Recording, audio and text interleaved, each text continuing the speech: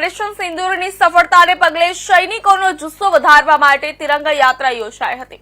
વિવિધ સમાજના આગેવાનો, સંસ્થાના હોદ્દેદારો તેમજ રાજકીય અને બિન રાજકીય લોકો બહોળી સંખ્યામાં જોડાયા હતા। શહેરના ટાવર ચોક, સટ્ટા બજાર, સુભાષ રોડ સહિતના વિસ્તારોમાંથી શોભાયાત્રા પસાર થઈ હતી।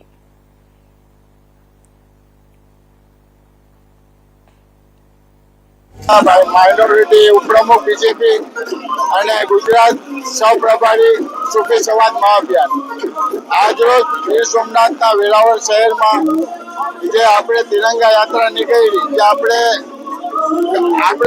જીતા અને આપણે ઓપરેશન સિંદૂરમાં જે આપણે સક્સેસ થયા અને આપણા જે બેન છે એમને ઓપરેશન સિંદૂરમાં પાકિસ્તાનને દબાવી અને પાકિસ્તાનને માફી મંગાવી, પાકિસ્તાનને હાથ જોડાવ્યા।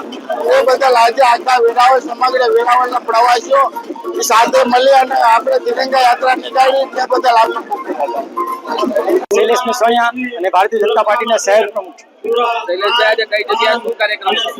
આજે વેરાવળના ટાવર ચોક ખાતે ઓપરેશન સિંદૂરના જે સફળતાપૂર્વક ભારતીય સૈનિકોએ પાકિસ્તાનને ધૂળ ચકાડી છે અને આપણા દેશનું ગૌરવ વધાર્યું છે, માટે અહીં જોઈ રહ્યા છો કે વેરાવળની અંદર જાતપાત ભૂલીને માત્ર ભારતીય છીએ, માત્ર ને માત્ર દેશના નાગરિકો છીએ। આના નિમિત્તે બધા જ આજે જોઈ રહ્યા છો કે સરસ મજાની એક તિરંગા યાત્રા નીકળી।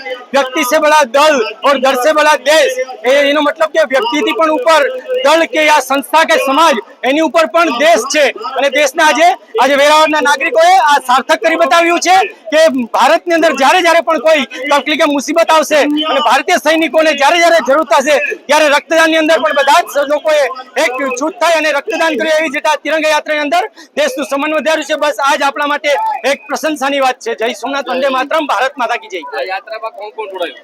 આ યાત્રાની અંદર ભારત વિકાસ પરિષદ, એના સિવાયની સાથે ભારતીય જનતા પાર્ટીના કાર્યકર્તાઓ, એના સિવાય મજદૂર સંઘ છે, એના સિવાય સમસ્ત મુસ્લિમ સમાજના આગેવાનો પણ સાથે મીટિંગો થઈ એની અંદર પણ સાથે રહ્યા।